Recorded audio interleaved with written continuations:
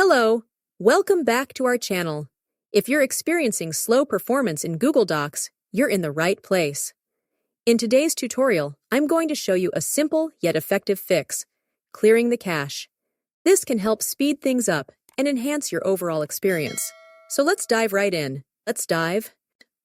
First things first, make sure you have the Google Docs application open on your device. Before we begin, double-check that you're signed into your account to ensure you don't lose any unsaved work.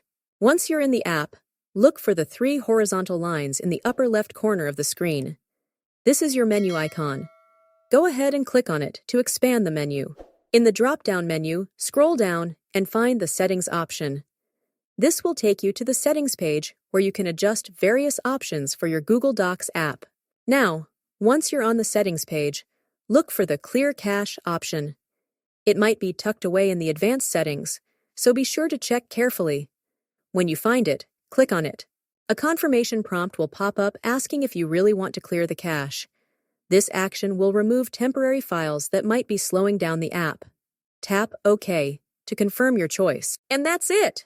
Thank you for watching.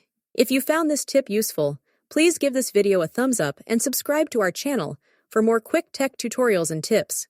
See you next time.